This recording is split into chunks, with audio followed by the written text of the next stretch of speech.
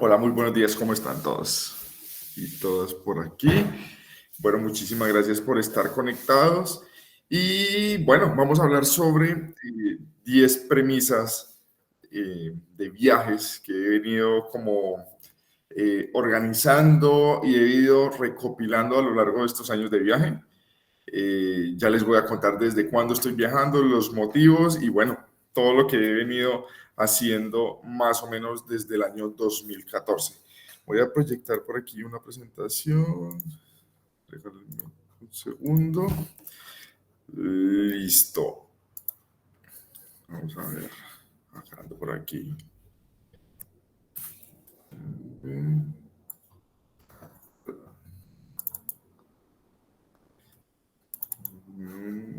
Necesito compartir pantalla.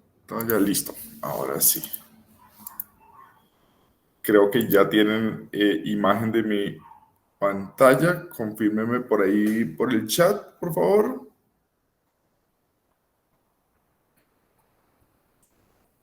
Bueno, listo. Listo. Entonces, ahora sí, comencemos. Soy Beto, así es como todos me conocen, soy Luis Alberto Rendón, soy nacido en la ciudad de Palmira, en el Valle del Cauca, Bayuno, casi caleño por un par de horas porque mi mamá no se aguantó y no alcanzó a llegar a Cali. Soy diseñador industrial, diseñador de interiores y desde hace más o menos unos 12 años vengo ejerciendo esta profesión y desde el año 2014 por cosas de la vida me convertí en nómada digital.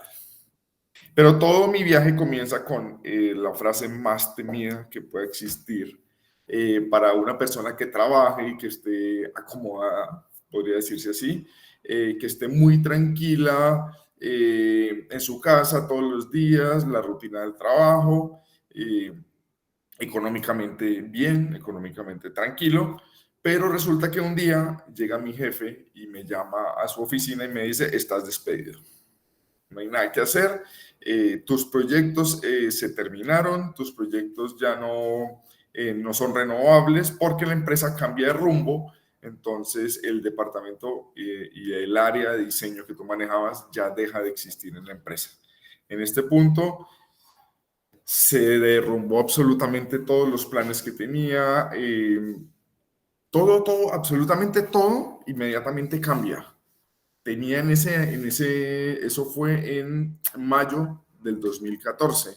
Para noviembre de ese año yo tenía un viaje planeado que era ir a recorrer Sudamérica, pues recorrer en muy corto tiempo varios países. Entonces el plan básicamente era ese y nada, se destruyó completamente. Esto es una situación que deja sin piso y simplemente cambia absolutamente todo.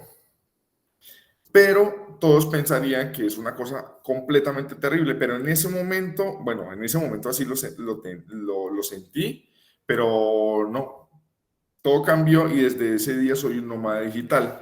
Desde ese mayo del 2014 todo cambió, la manera en la que trabajaba, ya no asistía a una oficina, ya no iba a trabajar a cumplir un horario, a cumplir unas funciones completamente definidas, sino que lo hacía desde casa o desde el lugar donde estuviera. ¿Qué es un nómada digital? Es básicamente una persona que recorre el mundo a la vez que trabaja y con ese trabajo es que se generan los ingresos para seguir recorriendo el mundo.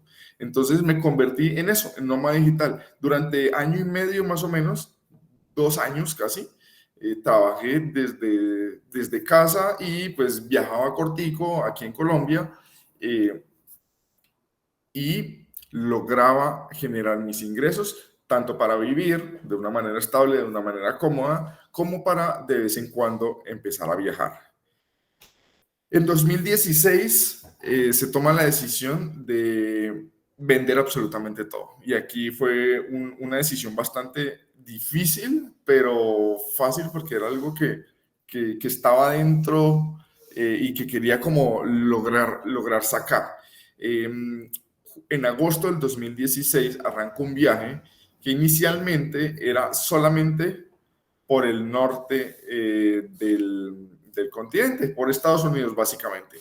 Llegué a Utah y ahí recorrí como toda la zona de California, de sur a norte, hice un road trip de sur a norte hasta el lago Tahoe, que bueno, es algo que realmente yo recomiendo muchísimo hacer porque la diversidad de paisajes, de cultura y de lugares que hay por conocer es increíble. Entonces, se logró hacer ese viaje, fueron 22, 23 días más o menos, luego hacia Nevada, Utah nuevamente, Arizona, y bueno, ahí utilicé varias maneras de mantenerme en ruta, que ya en un momentico les voy a contar. Luego Texas, Florida, New Orleans, y luego hacia el norte, hacia Nueva York, New Jersey, y toda la zona de Boston, pues el estado de Massachusetts también estuve recorriendo. Una vez estando ahí y evaluando la manera en la que estaba viajando, llegué a la conclusión de que se podía continuar haciendo de la misma manera, que el trabajo como nómada digital podría continuar el viaje y podría sostenerme durante una larga temporada. Aquí, estando ya en Nueva York, se habían cumplido 5 meses de viaje. Entonces ahí la decisión fue, continuemos el viaje y pasamos a Europa, toda la zona europea, y estuvimos 3 meses recorriendo varios países de Europa, pero se acabó el pasaporte, se acabó el permiso para colombianos de los 3 meses. ¿Qué tocó hacer? Volar hacia Turquía y permanecer 3 meses en Turquía. Para mí es uno de los países más espectaculares que existe, por la cultura, la comida y la cantidad de lugares tan impresionantes que se pueden conocer ahí. Es, mejor dicho, es que lo más conocido es llegar a Estambul y volar a Capadocia y ver los globos, y bueno, esto es algo que es de esos países en los que si uno solamente quiere recorrer un país y quiere verlo absolutamente todo, Turquía es el país. Luego Medio Oriente, India y el sudeste asiático, que fue la zona en donde más tiempo pasé, que fue casi un año. En total ese viaje duró 2 años y llevo 49 países recorridos. Y aquí pues yo siempre hago esa pregunta, bueno, ¿quién va a invitar al 50? ¿Para dónde nos vamos para el país 50? Acelerar, porque este tiene que ser un viaje muy bueno. Todos estos son aventuras, situaciones y actividades que uno hace durante los viajes. Hay cosas que hay que tener muy en cuenta a la hora de viajar, y esto pues ya lo iremos mirando aquí dentro de las 10 premisas que desarrollé y que tengo como ya muy estructuradas, que siempre que voy a viajar debo aplicarlas. Pero estas son cosas, bueno, aquí hay una serie de fotografías que les quería compartir. En Capadocia, en los globos.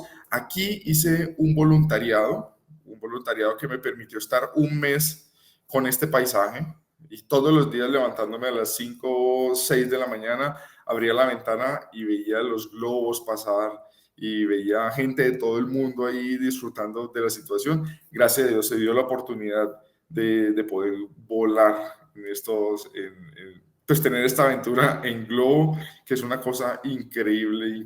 Para mí es de los mejores lugares del mundo para realizar el vuelo en globo, aunque también en Teotihuacán, en México, es espectacular sobre la pirámide del Sol y de la Luna, es una cosa impresionante.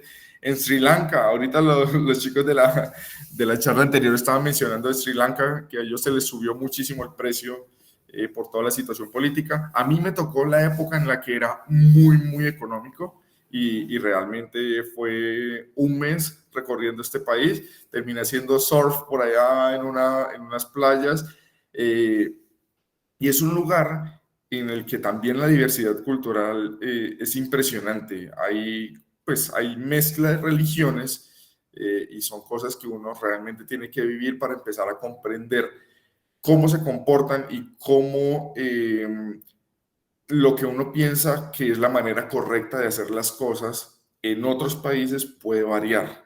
Entonces, Yo creo que Sri Lanka es un punto de inflexión muy fuerte entre la zona de la India. Sri Lanka es como el país chiquitico que queda en la punta inferior de la India. De hecho, le llaman la lágrima de la India, que literal parece una gotica. Y en este país se mezcla toda la parte musulmana, hay hinduismo, hay catolicismo, entonces, bueno, y también hay una parte del budismo laotiano, creo que se llama. Entonces, claro, toda esta mezcla de culturas le permite a uno conocer muchísimas cosas. Además que la comida es deliciosa y pues bueno, en su momento fue muy, muy económico. A mí me pasó algo muy curioso al llegar a Sri Lanka y era que la visa debía sacarse por adelantado y yo estaba convencido de que se sacaba preciso ya al momento de llegar. Fue bastante complejo, pero bueno, se logró entrar. Y esto es algo que hay que tener muy, muy en cuenta a la hora de viajar y son todas esas documentaciones que le exigen a uno para poder llegar a los países. Muchas veces se saca con tiempo, se sacan por internet o hay que ir a las embajadas o incluso hay unas que a mí me pasó, yo quería muchísimo ir a Japón, pero la visa japonesa se saca en el país de donde uno es. En este caso, pues aquí se tenía que sacar en Bogotá y pues no lo hice porque no tenía certeza en qué momento iba a llegar a Japón. Como decían los chicos, uno planea un mes, pero uno no sabe después qué cambios o qué, a dónde lo lleve a uno el viaje. Entonces yo no sabía en qué momento iba a llegar a Japón, entonces por eso no tramité la visa y bueno, finalmente me quedé sin visitar ese país. Filipinas es un país también que tiene una diversidad de paisajes y para mí es uno de los paisajes de mar más espectaculares que existen. Ahí la foto está un poquito editada en contraste, pero en realidad el agua es tal cual como la ven ahí, es completamente cristalina y es un verde azul impresionante que lo deja a uno realmente boquiabierto navegar o estar en esas zonas. En España, que ya les voy a contar algo sobre esta foto en un momentico, se las dejo por ahí. Bilbao, que también es una zona espectacular al norte de España, eh, se habla otro idioma y ellos se consideran como un país independiente, que es la zona del País Vasco, pero realmente culturalmente es espectacular y es un lugar que yo recomiendo muchísimo si en algún momento van a visitar España. Dense una vuelta por Bilbao y por todos los pueblitos que existen alrededor. Hay una película que a mí me gustó muchísimo hace unos años y a raíz de esa película yo dije, no, tengo que ir a recorrer la zona del País Vasco y es 7 apellidos vascos y de hecho lo que hice fue coger los pueblos de la película y irlos a visitar todos. Y lo curioso es que muchas de las personas que estaban recorriendo esos pueblitos me los encontraba en diferentes pueblos y todos coincidimos en que la ruta la marcó la película. Entonces, eso fue algo bastante curioso que me sucedió y muchas cosas y muchos lugares que he visitado están como que inspirados o que los conocí por medio del cine o de la televisión o cosas así. En la India, el Taj Mahal, pues que son cosas de esos íconos a nivel mundial del turismo y que realmente cuando uno llega se estrella con una cosa espectacular que ahí uno entiende y uno se dice a sí mismo como que, oiga, realmente valió la pena darse el esfuerzo de llegar hasta acá, porque los caminos no son fáciles, las rutas y bueno, estar lejos después de tanto tiempo. Cuando llegué al Taj Mahal, diría yo que estuve por ahí un año larguito después de haber salido de casa. Nueva York es una de las ciudades más, pues, de mis ciudades favoritas del mundo. Por aquí ya he tenido la oportunidad de visitarlo en varias ocasiones y es algo también que yo recomiendo muchísimo ir, porque no es solamente la ciudad como tal y la fama que tiene y las películas que se han filmado allí y pues que todo el tiempo mencionan a Nueva York. Realmente tiene como una esencia muy, muy bonita que hay que conocer, a pesar de pues toda la parte oscura que tiene, suciedad, desorden y todo, pero es una ciudad que vale la pena conocer. Además que en una calle puedes escuchar 50 idiomas y es lo más normal del mundo. Y esa parte a mí personalmente me gusta muchísimo. Río de Janeiro, por aquí el Principado de Andorra, que muchas de estas ciudades de España las visité por oportunidades que se dieron por irme a estudiar a ese país. Entonces, ¿cómo lo hago? Tres elementos básicos que yo digo, si no fuera por esto, realmente hacer un viaje tan largo es económicamente o corporalmente insostenible. Los voluntariados son súper importantes, es algo en lo que yo hago muchísimo énfasis porque me encanta hacerlos. Yo he hecho voluntariados de tipo social, en proyectos privados. Bueno, hay varios tipos de voluntariados, pero a mí los que más me han gustado, bueno, básicamente el que les mencioné en Capadocia, era en una escuela de personas con problemas de retrasos mentales. Entonces era apoyar ese tipo de las actividades que ellos iban a hacer y era todos los días y también apoyar con el mantenimiento del lugar, porque era un lugar espectacular, era muy, muy bonito, con unos domos de cristal. No encontré fotografías del lugar así como en mi archivo, pero sí es algo que llena muchísimo y como que lo llena uno de energía para continuar el viaje. Voluntariados de tipo que, bueno, hay uno muy curioso que a mí me gustó muchísimo, y era una pareja de escoceses, se había ido a vivir al sur de Francia y pues son dos señores ya de edad avanzada y ellos querían tener compañía y quien les ayudara con el mantenimiento de la casa. Mi tarea principalmente era cuidar de la piscina, que la piscina siempre estuviera limpia, que estuviera con el cloro, que estuviera con todos los cuidados y también ayudar en la cocina. Entonces, era básicamente, me levantaba en las mañanas, limpiaba la piscina, eso tardaba 2 horas, bueno, un poco menos si le ponía el día anterior un poquito más de cariño, y después apoyar en la cocina.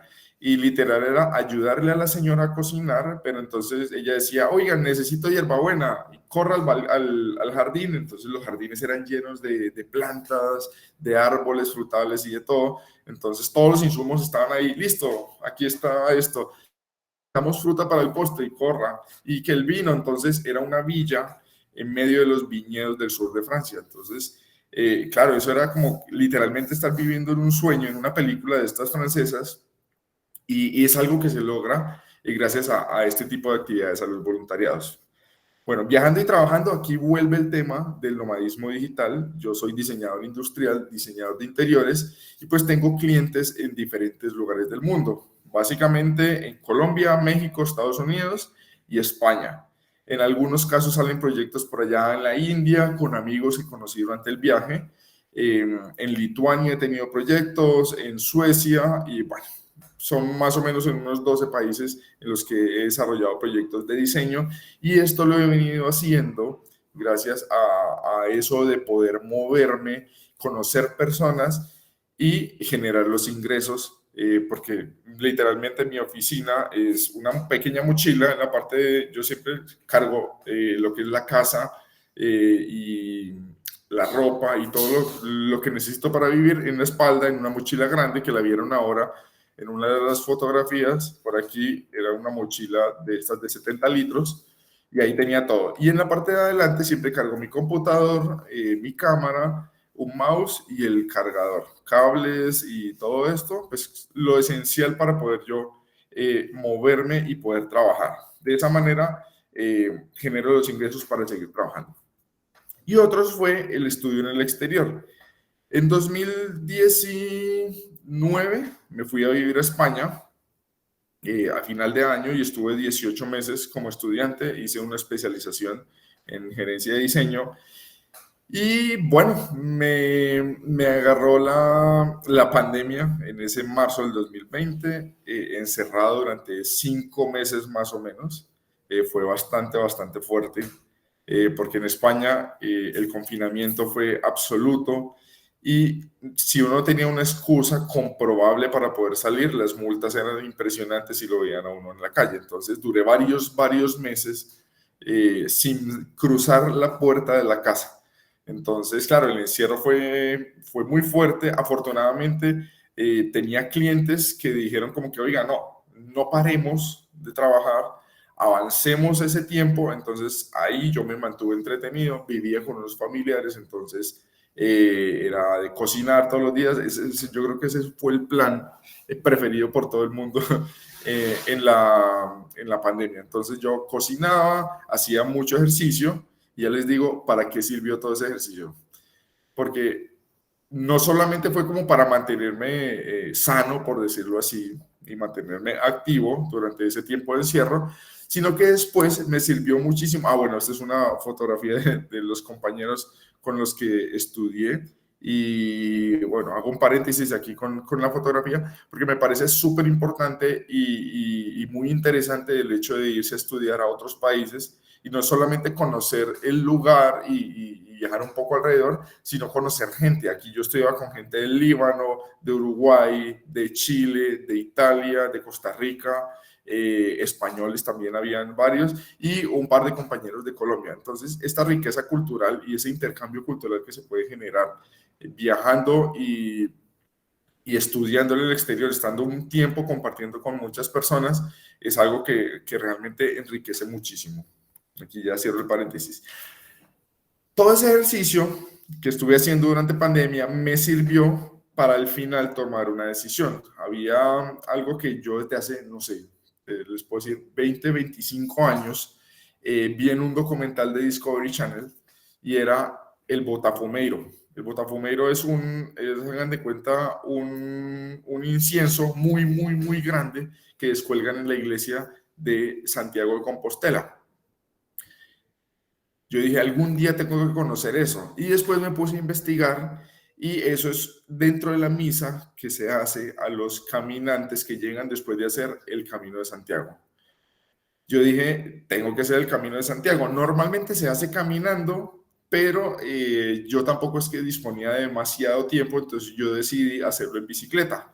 Tardé 15 días en bicicleta, pero al tercer día yo ya estaba acabado, completamente molido, a mí ya las piernas no me daban, pero aún así yo continué, yo dije, no, todo ese ejercicio de la pandemia, todo eso tiene que servir para algo.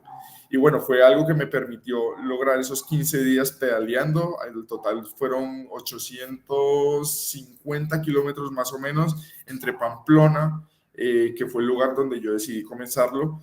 Normalmente se arranca en la frontera con Francia, un poco más al este, pero por cercanía de donde yo estaba, yo vivía en Barcelona, lo logré cuadrar y bueno, desbaraté la bicicleta, la metí en un bus y llegué a Pamplona y ahí comenzó toda mi travesía. Entonces, después de 15 días llegué a la ciudad de Santiago de Compostela y yo creo que este es de esos trekkings o recorridos en el mundo, porque hay muchos que son muy famosos, pero para mí este tenía algo especial y bueno, fue lo que me motivó a decir, listo, yo quiero hacerlo, no estoy del todo preparado, estas clases de ejercicio y actividad física que encontraba por Instagram tendrían que servir para algo y bueno, finalmente se logró realizar el viaje. Bueno, aquí comienza las 10 premisas viajeras que les he venido comentando durante toda la conversación. Y comencemos con la primera, el respeto. Siempre respetar el lugar a donde se llega. Lo que les decía hace un momento, de que siempre pensamos que la manera en la que hacemos las cosas nosotros es la correcta, cuando a medida que vas viajando y empiezas a adentrarte a diferentes culturas, te das cuenta de que no es la única manera y no es la correcta para otras personas. Para uno pueda que lo sea, pero para otras personas no necesariamente es la manera correcta de hacerla. Entonces, siempre hay que respetar eso. Cuando llegas a países musulmanes, por ejemplo, ellos hacen las cosas de una manera diferente. El tema del respeto hacia la mujer, el respeto hacia ellos mismos, uno normalmente con sus amigos aquí en Colombia, uno sale de parche con los amigos y uno jamás piensa en cogerle la mano al amigo para caminar, para llegar al bar o a la discoteca o al restaurante donde uno vaya a ir. En Turquía, que fue para mí algo como que, uy, ¿y esto por qué lo hacen así? Va un grupo de amigos, 5 amigos, y todos van cogidos de la mano. Y si van con sus mujeres, las mujeres van en la parte de atrás, van caminando detrás de ellos. Entonces uno dice como que, ¿y esto por qué es así? Pues uno normalmente no le agarra la mano a los amigos para ir a algún lado. Entonces, esto es una manera en la que yo dije como que, bueno, aquí se hacen las cosas de manera diferente, a las mujeres uno no las mira a los ojos directamente, son cosas así, son pequeños detalles que uno considera que están no mal hechos, pero sí como que es extraño hacerlo, pero para ellos es completamente normal. Entonces, yo siempre digo, hay que respetar, ¿cómo es? A donde fueres, haz lo que vieres. Entonces, respeto sobre todo a esas diferentes culturas y a esas maneras de hacer las cosas que no corresponden a las que uno normalmente y tradicionalmente lo hace, pero pues es su manera de hacerlo. 2, vive cada día como si fuera el último, porque uno nunca sabe cuándo va a dejar parar de viajar. Son situaciones en las que uno dice, uy, no, ya no quiero más, quiero parar, o estoy muy emocionado y quiero continuar, pero suceden cosas que no le permiten a uno continuar. Les voy a contar una pequeña anécdota que me pasó a mí en Nepal. Estaba caminando por los Himalayas y yo iba con mi pareja, y tuvo un pequeño accidente en un ojo.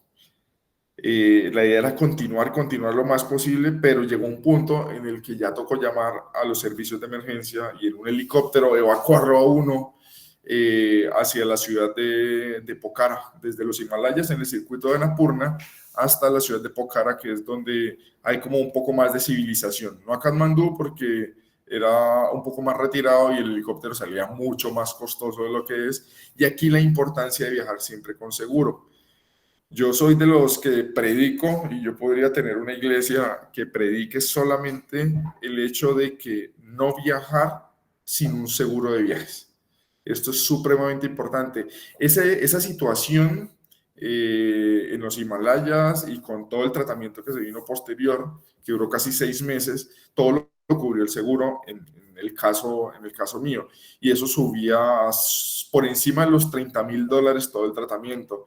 Y pues nada, afortunadamente al tener la póliza de seguros, pues el seguro cubrió absolutamente todo. Entonces, estas son situaciones que podrían habernos llegado a interrumpir el viaje completamente, a parar y de regresar a casa y pues no terminar de disfrutar todo lo que se quería. Pero en ese momento decíamos, si el viaje termina, eh, se disfrutó y se vivió al máximo todo lo de la ruta que habíamos hecho. Entonces yo siempre digo, disfrute absolutamente todo día a día, viva el día a día, disfrute ver pasar la vida. Eso es algo que yo siempre digo.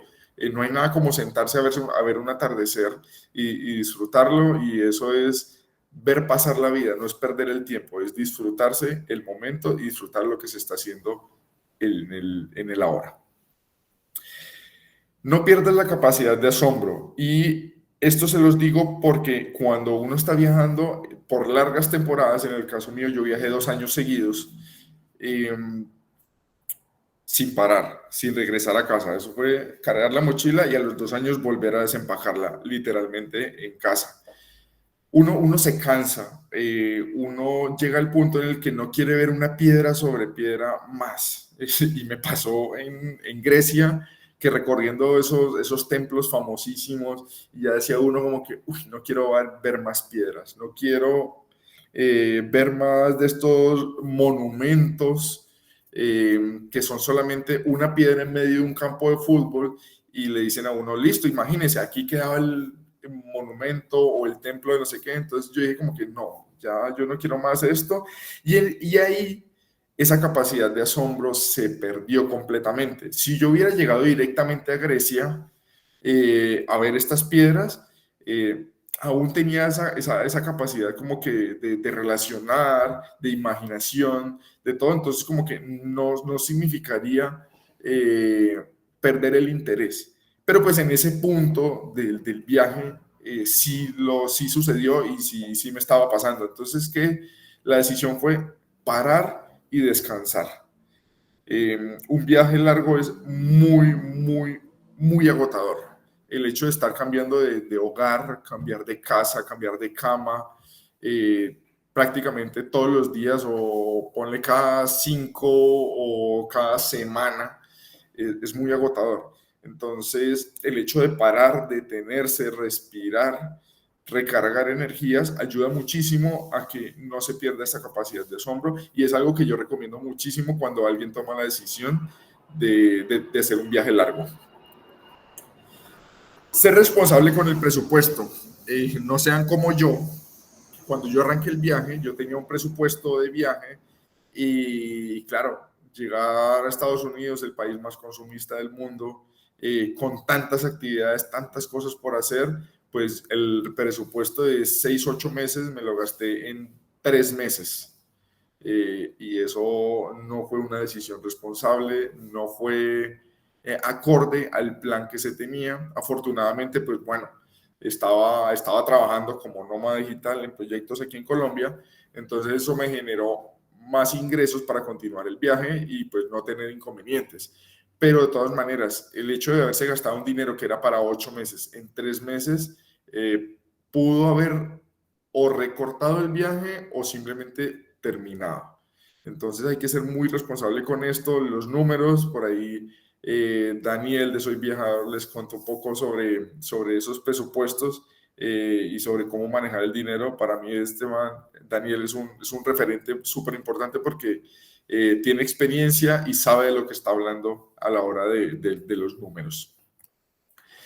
Vive las experiencias que te encanten, al final se convertirán en historias que contar. Para mí, viajar es recopilar historias y recopilar imágenes mentales. El hecho es yo estar aquí contándole a ustedes y contándole como experiencias que viví durante el viaje, para mí eso le da sentido al hecho de viajar. Las historias son esas cosas que le quedan a uno de por vida. Eh, y son cosas que uno siempre guarda en el corazón y como en la mente y hacen que valga la pena todos los esfuerzos que uno hace para viajar. No para todo el mundo el hecho de viajar signifique, oiga, mañana me voy y no me importa el dinero y porque lo tengo o por lo que sea. Eh, Hay gente que le cuesta mucho esfuerzo y ahí es cuando yo les digo, oigan, vívanse y disfrútense cada momento y hagan de ese viaje una experiencia memorable y que ustedes quieran contar en el futuro. Entonces, por eso, sí, esta número 5 para mí es muy importante.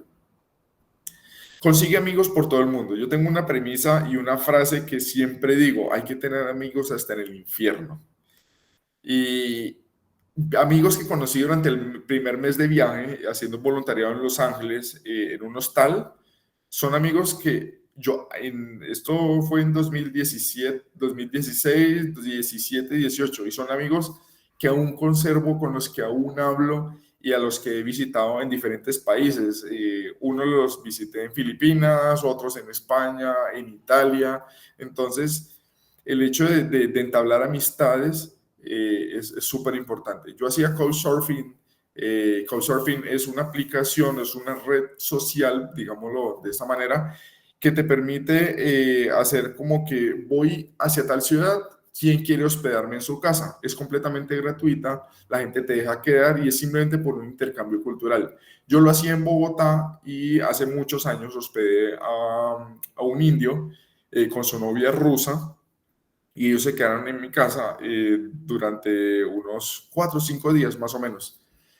Esa persona, ese indio que se llama Atul Rabat, cuando sucedió lo de los Himalayas, fue quien nos ayudó y nos hospedó en su casa en Nueva Delhi. Y fue literalmente, para mí, Atul es como un ángel caído del cielo, porque la ayuda que él prestó fue impresionante y ayudó de una manera incondicional. y pues eso es algo que también los indios tienen muy, muy arraigado en su ser, y es como ayudar siempre a las personas, a los turistas, a sus amigos, a todo el mundo. Entonces es algo muy bonito que sucedió porque, claro, es alguien que yo considero mi amigo. Y de hecho, hace un par de días estuve hablando con él, contándome que estaba de viaje por Tailandia. Y bueno, eso es algo muy bonito, de tener amigos. No solamente porque lo pueden ayudar a uno o uno puede ayudarlos, sino entablar esa relación de amistad es algo que realmente es valorable a la hora de viajar. Y pues bueno, al final también son compañía durante el viaje. Viajen acompañados o viajen solos, conseguir amigos siempre es muy bonito en los destinos en donde estén. Tu familia es tu soporte, definitivamente, y para mí la familia es lo más importante. Cuando uno está cansado, uno está agotado, una llamada a la familia siempre, siempre ayuda, reconforta y recarga de energía. El hecho de que ellos que estén en casa y que se emocionen cuando uno hace una videollamada, eso lo llena a uno y lo recarga completamente. A mí me pasó que cuando iba más o menos en la mitad del viaje, yo estaba en España, mis papás fueron a visitarnos en Barcelona, y de ahí con ellos fui a viajar por Francia, y como que eso a la mitad del viaje, ya iba un año de viaje, faltaba un año más, bueno, no sabíamos que faltaba un año más. Eso fue súper, súper lindo, reconfortante y recarga la energía. Es como volver a arrancar. Entonces uno continúa el viaje con todas las fuerzas y con la satisfacción de haberle dado un abrazo a tu papá, a tu mamá o a tu hermano. Es una cosa increíble, es súper, súper eh, reconfortante. El descanso es importante. Lo que les decía en una de las premisas anteriores de la capacidad de asombro, de no perder la capacidad de asombro, se recupera con esto, el descanso. Durante un viaje muy, muy largo de 2 años, el hecho de detenerse, parar, yo lo hacía por medio de los voluntariados porque me quedaba un mes en un solo lugar. Y el hecho de poder desempacar la maleta completamente, es algo que, como que literal, como la acción anterior, recarga energías y ayuda mucho a que el cuerpo y la mente se descarguen y poder casi prácticamente volver a comenzar. Entonces, esto es súper importante, además que ayuda al cuidado del cuerpo. Uno siempre que viaja, uno come, bebe y hace actividades y de todo, pero también tiene que tener en cuenta que descansar es muy, muy importante, porque es lo que te permite al día siguiente volver ya con las energías recargadas y volver a comenzar todo el trajín del día. Entonces, descansar, si no pueden las 8 horas que normalmente duermen o que toca dormir en un bus, duerman, recarguen esas energías porque realmente es muy importante. Cuida de tu cuerpo y es el único, es irreemplazable. Esto es consecuencia de la número 8. ¿Por qué? Porque lo que les decía, el hecho de que tu cuerpo esté sano, de que tengas las energías activas, es lo que te permite continuar con el viaje. Porque no te ganas absolutamente nada con estar completamente agotado, enfermo, y que tengas aún 10 días de viajes ya todo pago, todo organizado, pero pues si realmente no has descansado y no has cuidado de tu cuerpo, hace que realmente el viaje pueda llegar a terminar antes de lo planeado. Entonces, cuidar del cuerpo, supremamente importante. Y bueno, la número 10 para mí es la que permite hacer que las 9 anteriores realmente se puedan cumplir, y es viaja más. Esto es algo que yo les digo a todo el mundo: aprovechen la oportunidad, si tienen la oportunidad, viajen, aprovechen, disfruten, conozcan el mundo, planeen un viaje, así, siéntense, hagan el ejercicio el día de hoy, planeen un viaje al lugar soñado. a donde quieran hacerlo. Yo lo hice hace 10 años y yo quería conocer las pirámides de Egipto. Y rayé y dije, uy, qué rico conocer esto y esto, más o menos cuántos días me iba a tardar, cómo iban a ser los vuelos.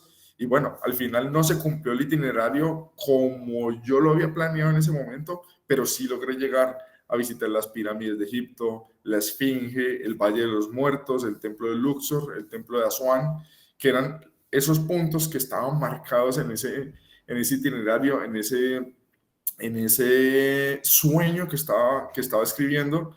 Y yo creo que el hecho de hacer eso ayuda como a que el universo empiece a conspirar para que se puedan cumplir todos esos sueños. Entonces, esas son mis 10 premisas. Espero que les hayan gustado. Muchas gracias. Y bueno, este no es una despedida.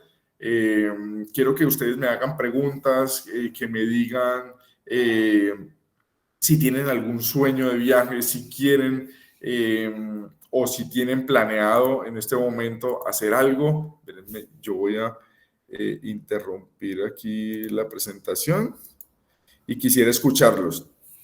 A ver, los leo por aquí si tienen alguna pregunta, si quieren agregar alguna premisa más o si quieren que les cuente algo más sobre esto.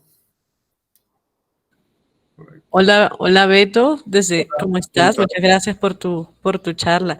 Desde Rico Community tenemos una pregunta. Claro que ¿A sí. qué lugar volverías cualquier cantidad de veces? O sea, ¿cuál lugar repetirías infinitamente? Uy, yo creo, esa es una pregunta muy, muy común y me encanta responder siempre lo mismo. Es a todos los lugares que he visitado. Me parecen, hay cosas que son increíbles y que uno dice, uff, estar enfrente de esto. A ver, les voy a contar un caso. A mí, yo siempre vi Mi Pobre Angelito. No sé si claro, han visto esa película. Eh, y siempre quise ver el árbol de Navidad en el Rockefeller Center en Nueva York. El día en que lo vi, casi me desmayo de la felicidad. Entonces, y 2 años después yo dije, no, yo quiero volver. Y yo quiero volver a aguantar el frío que es en Nueva York, las nevadas y todo eso. Y terminé volviendo. Y ya he ido por ahí unas 5 veces a Nueva York. Y siempre me gusta mucho. Así vaya en verano, que no está, que no está el árbol, porque ese lo quitan ya para enero o febrero. Pero siempre volver como de ese mismo lugar. Nueva York es una de esas ciudades que me encantan. Hong Kong es una urbe impresionante que hay que conocer. Dubái, para los que les gusta la arquitectura, el diseño y pues toda la parte de naturaleza, desierto, es espectacular. Lo que les decía ahorita de Filipinas. Filipinas es un país que tiene muchísimas islas y cada isla tiene su encanto y visitar como ese mar y toda esa naturaleza que involucra el hecho de ir hacia Filipinas es espectacular. Tailandia, para mí, cuando planteé el viaje, Tailandia era como la meca.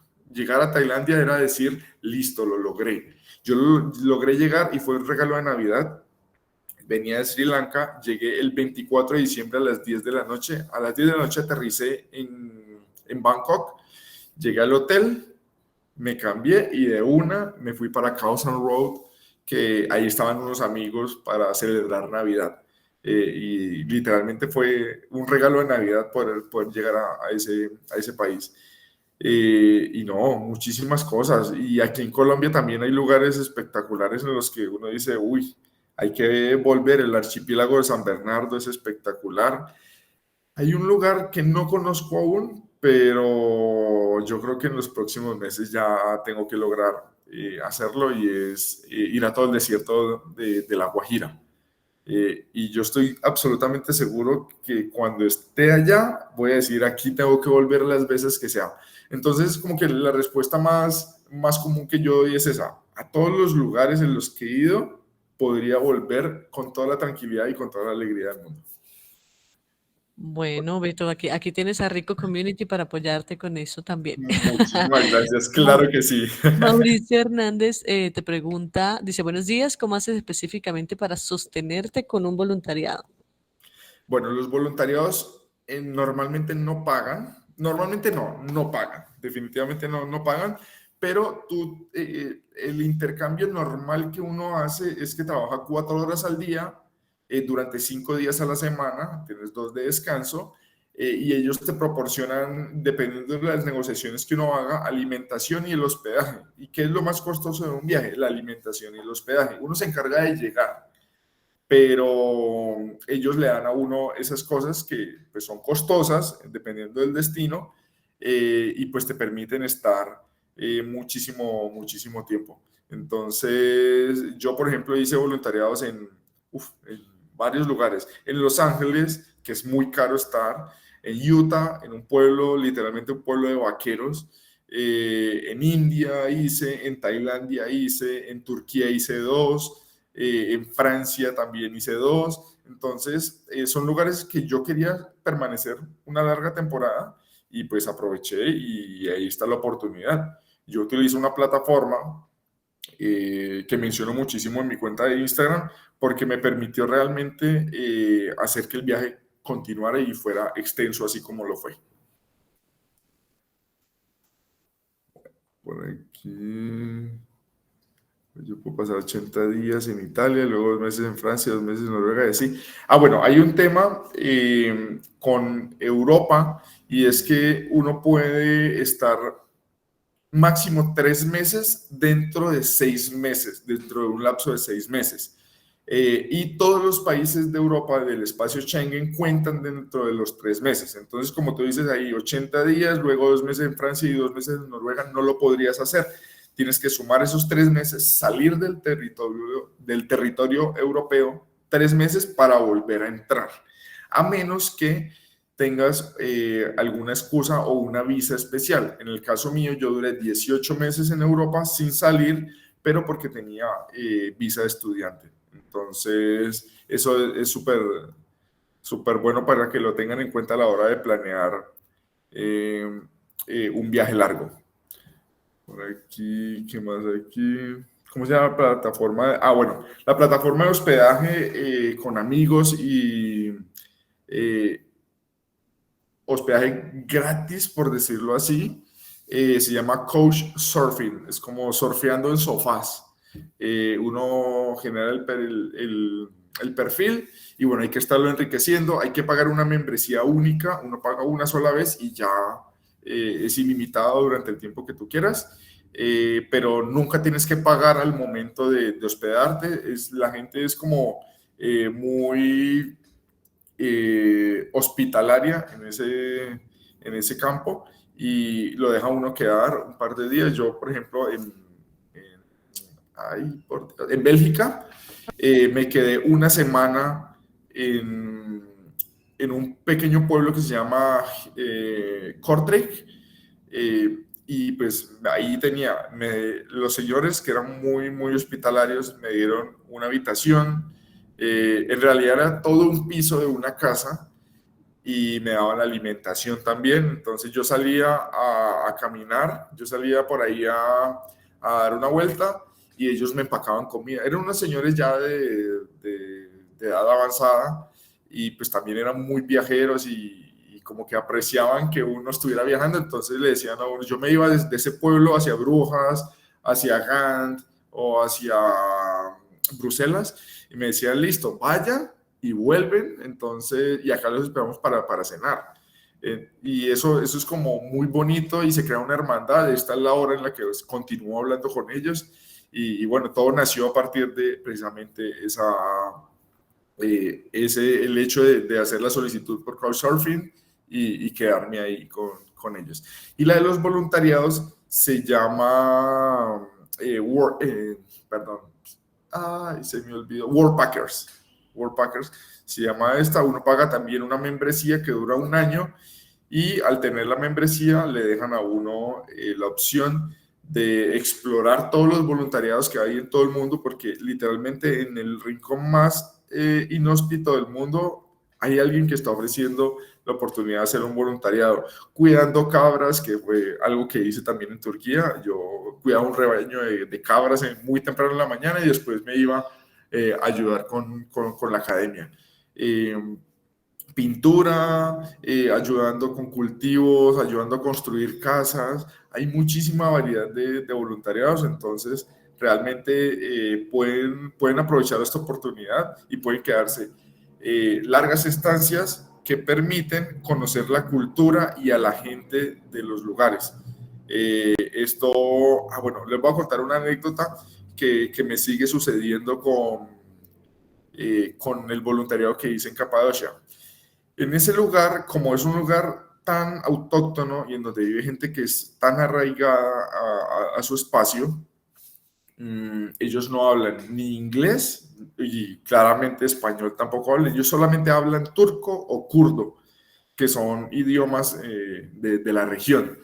Y pues yo estuve un mes con ellos y éramos más o menos, el equipo éramos unas 10, 12 personas y solamente había uno que hablaba inglés, que era la señora que cuidaba la academia y era la encargada de recibir a los voluntarios.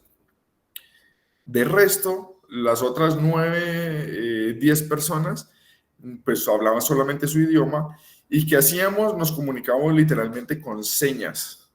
Y esta es la altura en la que yo sigo chateando con ellos y la única manera de comunicarme con ellos es con emojis. Y yo les pongo el emoji del abracito, el emoji del saludito, y pues es la única manera. Y todavía sigo hablándome con ellos después de 4 años, 5 años de que los conocí. Y a veces me escriben en su idioma, pues, y me toca utilizar el Google para traducirlo. Me dicen que cuando vuelvo, que cuando voy a estar nuevamente por la zona.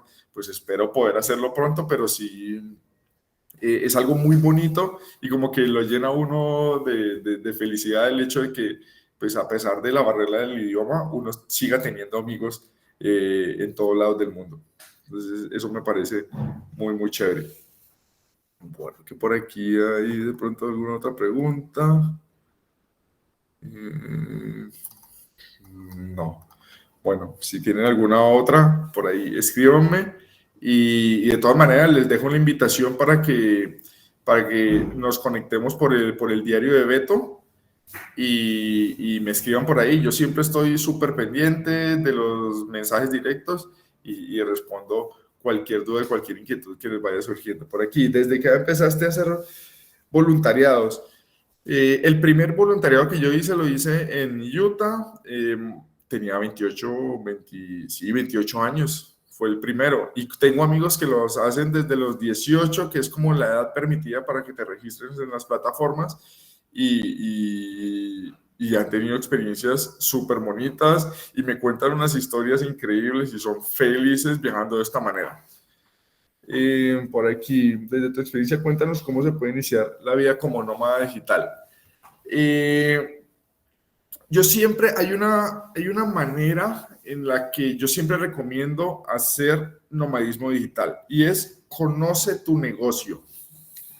Es básicamente, si tú tienes una profesión y quieres dedicarte a eso, digamos, quieres ser fotógrafo, porque bueno, hay algo que para tener en cuenta y es que las profesiones creativas son las más apetecidas o las más, no digamos fáciles, pero sí más con más herramientas para realizar como nómada digital. Son todas las profesiones creativas: fotógrafo, videógrafo, diseñador gráfico, diseñador industrial.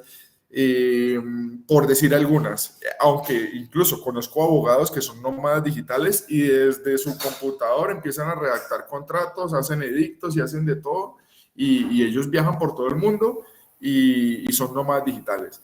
Pero entonces, ¿qué hay que hacer? Conocer el negocio como tal. Yo trabajé muchos años en empresa antes de convertirme en nómada digital y ya tenía gente conocida en el gremio, sabía cómo se movía, cómo negociar, cómo hacer absolutamente todo ese detrás de cámaras de la profesión, y eso fue lo que me permitió desprender el hecho de que yo esté presente en los negocios o presente en los proyectos y me permitiera hacerlo de manera remota. Entonces, si tú tienes un negocio de logística, pues primero conoce tu negocio, entérate de cómo se debe hacer y después sí, despréndete de la parte física. Ahorita es un poquito más sencillo después de la pandemia porque, bueno, la pandemia mandó a mucha gente a hacer teletrabajo. Entonces ya como hay como más experiencia y como que las herramientas y las plataformas están mucho más adaptadas. Pero antes de eso, pues era un poquito más complicado decirle a alguien con el que siempre me reuní día de por medio, hacer reuniones sobre los proyectos, decirle, oiga, ya no nos vamos a volver a ver durante mucho tiempo, pues no siempre es fácil. Hay empresas que lo tomaron muy bien y otras empresas me dijeron, no, no más, aquí terminamos porque usted se va. Y bueno, pasaba cosas curiosas como que al año me escribían, oiga, es que queremos seguir trabajando con usted, miremos a ver cómo nos va así a distancia. Pero pues no, no es algo que suceda con todas las empresas. Entonces, conoce tu negocio y adapta esas cosas que puedes hacer a distancia y potencialas para que puedas seguir generando dinero de esa manera. Por aquí, edad máxima para ser voluntariado, ninguna. Yo conocí gente ya ancianos que literalmente cogían una brocha y empezaban a pintar el lugar en donde estábamos, se quedaban en hostales y ayudaban en la recepción. Es un tema de actitud y de querer hacerlo. Entonces, una edad máxima no hay. Edad mínima sí, por temas legales, 18 años, pero edad máxima hasta que el cuerpo aguante. Bueno, por aquí, a ver, ¿qué otra pregunta? No, nada. Por el momento no tenemos más preguntas, entonces lo que les decía, los espero por el diario de Beto. Cualquier cosa ahí, lo que les decía, me escriben y de una nos ponemos en contacto, les ayudo, los apoyo y bueno, ahí también estoy compartiendo muchísima información todo el tiempo. Muchísimas gracias a todos. Feliz día.